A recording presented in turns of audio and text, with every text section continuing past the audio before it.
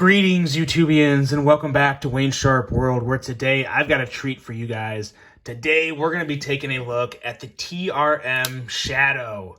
Now, before I go any further into this review, I'd like to thank you guys for tuning in today. If you like what you see, please do me a huge favor, hit that subscribe button, follow along, and I will continue to bring you the content. Now, what we have here is the most... I think it's safe to say probably the most desired TRM because, one, it's the newest. In my opinion, it's the most attractive looking, and it is just an absolute joy to carry. Not spoiler alert, a lot of good things to say about this knife. There's one bad thing to say. We'll get to that when we get to it. But let's take a look at some overall specs on this guy right here. We have an overall length of 7.75 inches, a blade length coming in at 3.2 inches, and a blade width of 1.44 inches. This is quite the wide blade. A blade thickness coming in at 90 thousandths. Such a wide blade, but a slicey thin stock with a blade material of CPM 20CV. Blade style up for debate. Reverse tanto, sheep's foot. Somewhere along those lines, we have a blade grind of a flat grind with a handle length coming in at 4.5 inches, a handle thickness at 485 thousandths, a handle width of 1.2 inches, and that was measured right up here around the choil area, right where the handle meets the blade. We have a handle material of G10 with the river lock. It's just a TRM's version of the crossbar lock, access lock, able lock, whatever you want to call it. It's the crossbar lock made by TRM. They call it the river lock. We have a user of a right or left hand tip-up carry with the weight coming in at a very reasonable 4 ounces. For the overall size of the knife, 4 ounces really isn't that bad at all. I don't feel like 4 ounces to me. And a price. The price is $279, and keep in mind that is fully sourced and made in the United States of America. For that price, for what you're getting, zero issue. In my opinion, phenomenal value for where it's coming from, where it's made, and the materials being used. It's really hard to beat that price tag of $279. Now let's go into some size comparisons here. This is a definitely, even if you know how long it is and you know the specs, it's still a little bigger when you get it in front of you, which I got no issue with. I like a bigger knife. Let's take a look at a couple that I find to be very, or at least probably make a decent comparison.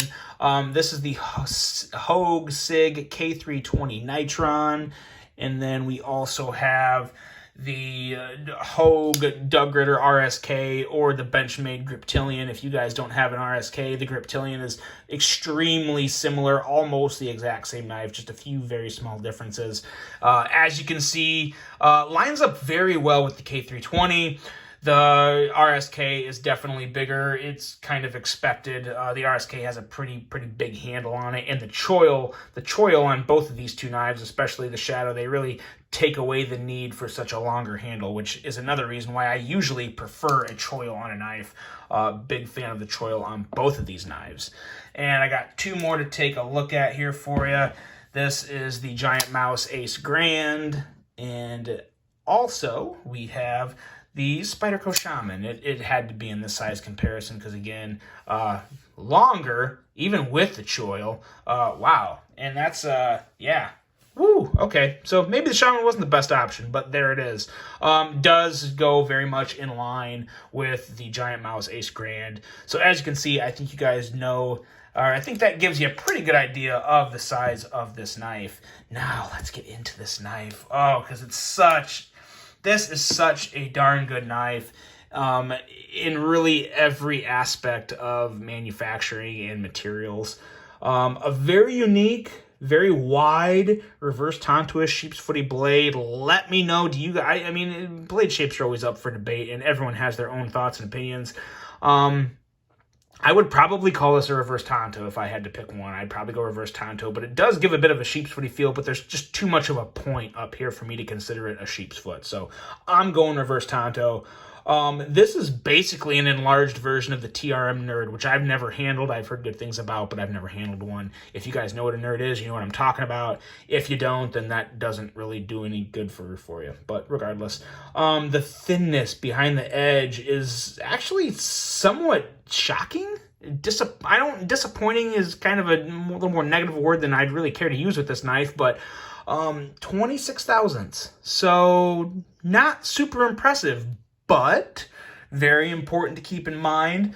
The K320 Nitron as well as the Spyderco Shaman also have edge readings that aren't necessarily, they're right around 25 to 26 thousandths as well, maybe 24 to 25 thousandths, something like that. So not very impressive edges on either of those knives, and they're still extremely good slicers, and this one is too. Now I have to say this was sent in from a viewer, so he put his own edge on it, so I can't completely say with full confidence that this is obviously going to be a little different edge than what would come from TRM, but based off my experience with my Atom and just knowing their quality and the pride that TRM takes in their edges, it's going to be a good blade, guys. It's going to be pretty slicey enough. Maybe it's not a laser beam like some with, you know, the full hollow grinds and whatnot, but still a very, very nice blade with an excellent steel, heat treated very well, and totally taken care of and crafted with pride out of TRM. So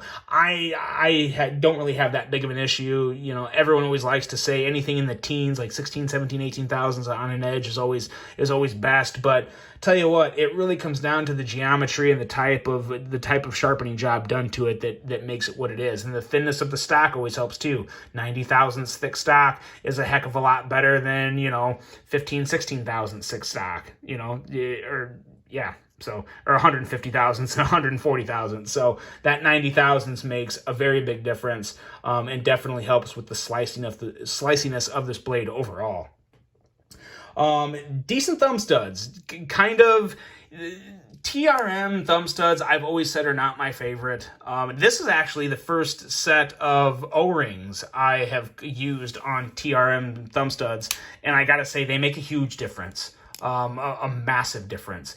If you get a TRM, now that I've handled one with O-rings and one without, they've been different models. My TRM Atom does not have O-rings, and it still works fine for me. I can kick it out just fine, but these bands make a huge difference. They add a very noticeable amount of grip. When you put your thumb down, you just kind of feel the top of the thumb stud when you're first feeling it, but when you go to really push and deploy the blade, that O-ring really does grab your thumb, and it works very well. So I would definitely recommend getting the O-rings. I think they may come with some O-rings. If mine came with some, I lost them, and that's my fault. But regardless, excellent action and excellent feel with those thumb studs. They really make, or with the O-rings, they really make the thumb studs a lot more enjoyable.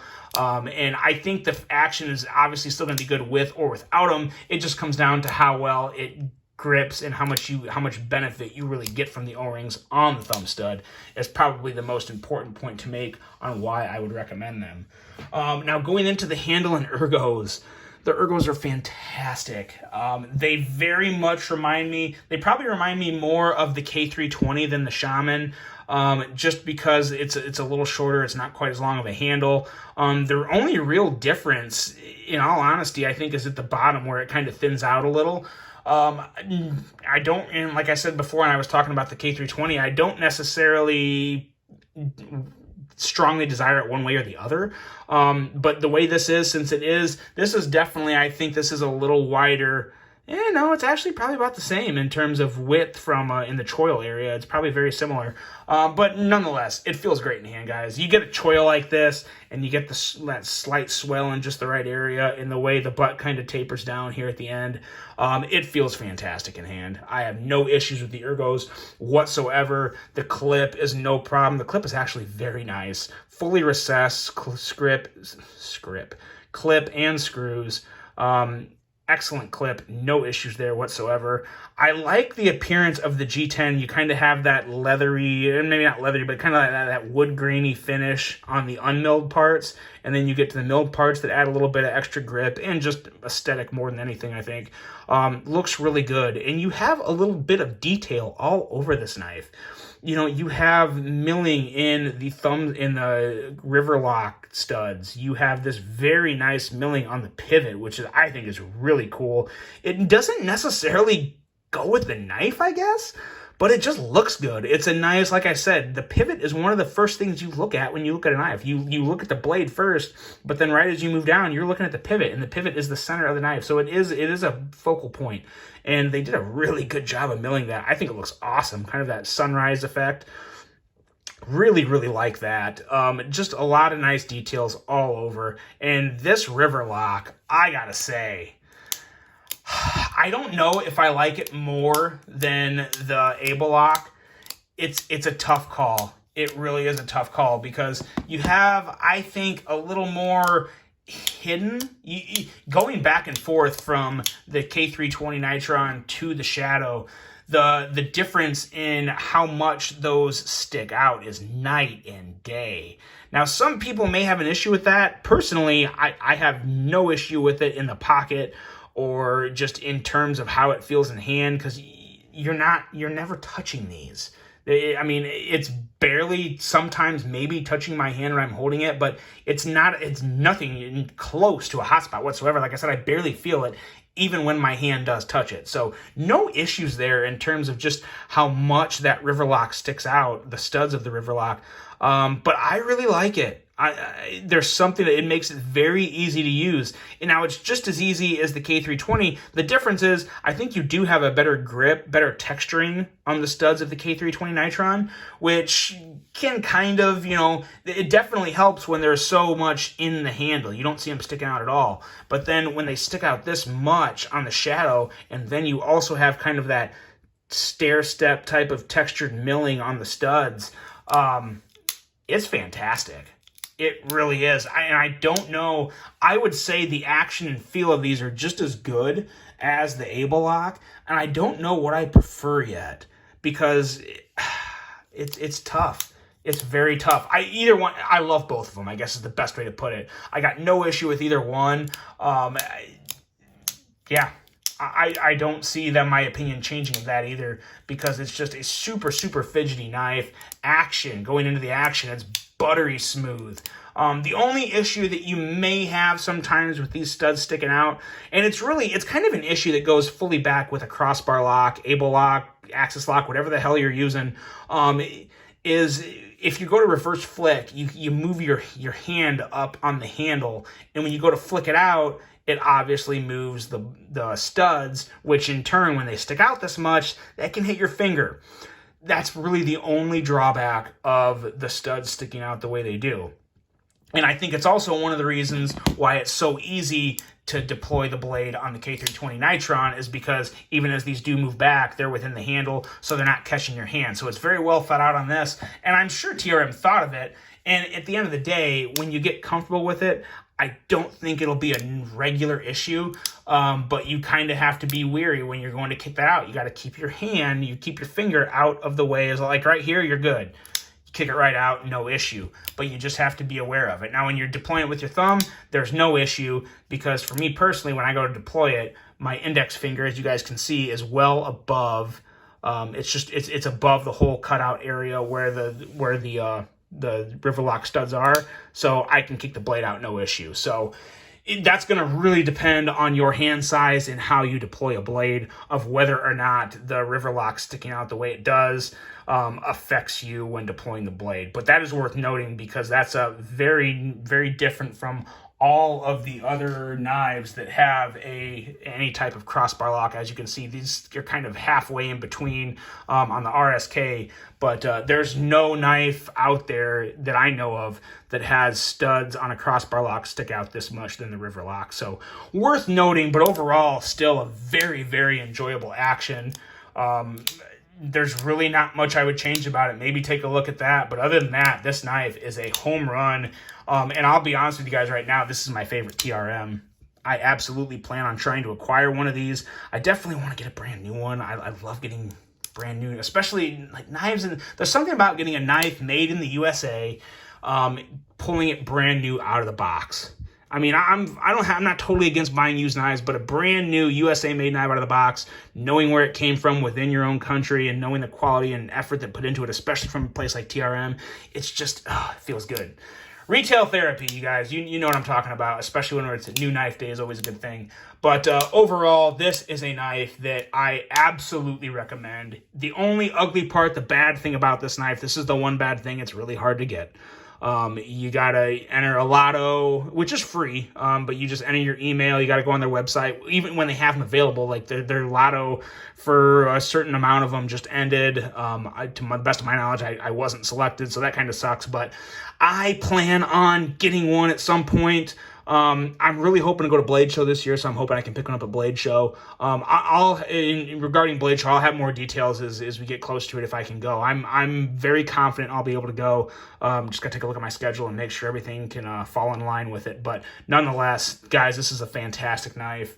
I was so happy to get this on the channel and in front of you guys and get my thoughts. Obviously, not much negativity to say about it, so definitely one, if you're a TRM fan, if you're a USA-made guy and like to buy knives in the USA, made in the USA, this is a knife to get, especially for the price, the quality, everything about it. On point, the TRM Shadow. Guys, let me know what you think of this knife. I really hope you enjoyed this one. Hope you have a great rest of your day, and until the next one, I'm out.